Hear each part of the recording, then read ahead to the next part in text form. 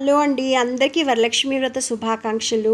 అందరు ఆడవాళ్ళకి వరలక్ష్మి వ్రతం నాడే వాళ్ళ చేతులతో చక్కగా బొమ్మ తయారు చేసి పూజ చేసుకోవాలని ఉంటుంది, కానీ కష్టం అని చెప్పి భావిస్తూ వదిలేస్తూ ఉంటారు. అలా కాకుండా ఈజీగా మంచి 2 జాకెట్ ముక్కలు ఉన్నాయనుకోండి, ఎంతో చక్కగా అమ్మవారిని తయారు చేసుకోవచ్చండి. ముందుగా ఒక ప్లేట్లో కొంచెం బియ్యం అది పోసుకుని, ఒక తమలపాకు పెట్టేసుకుని పసుపు కుంకాలతో ముగ్గేసి పెట్టుకోవాలన్నమాట. ఇది ఆసనం అనమాట. అలాగే 2 కలశాలు, కొంచెం పెద్ద కలశం, ఒక చిన్న కలశం, రాగి కలశం తీసుకోండి. ఆ పెద్ద కలశం జాకెట్ ముక్కకి సరిపోయేంతలా ఉండాలన్నమాట. అది స్టీల్ బిందో ఇత్తడి బిందో ఏదైనా కావచ్చు. చక్కగా జాకెట్ ముక్కని చక్కగా కుచ్చుళ్ళలా పోసుకుని, ఆ కలశంలో కొన్ని కుచ్చుళ్ళు లోపలికి వచ్చేలాగా, కొన్ని చక్కగా బయటకు వచ్చేలాగా పెట్టుకుని అమర్చుకోవాలి. తర్వాత రాగి కలశంలో నిండా నీళ్లు పోసి దాంట్లో ఒక కాయిన్, కొంచెం అక్షింతలు వేసి పెట్టుకోవాలి.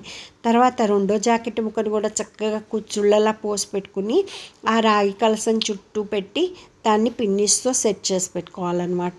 తర్వాత ఈ కలశంలో నేను కొబ్బరికాయ వేద్దాం అనుకుంటే, నేను కొబ్బరికాయ పెడదాం అనుకుంటే ఆ కొబ్బరికాయ అందులో పడిపోతుంది. ఎందుకంటే కలశం మూతి పెద్దగా ఉంది.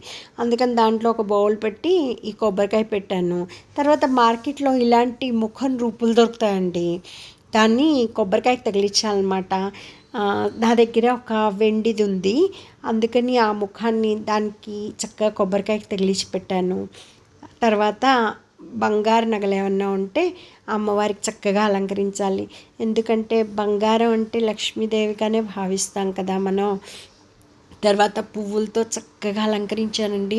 చూడ్డానికి అసలే 2 కళ్ళు చాలేదు. ఫోటోల్లో వీడియోలో అంత బాగా రాలేదు, కానీ ఎంత బాగుందో.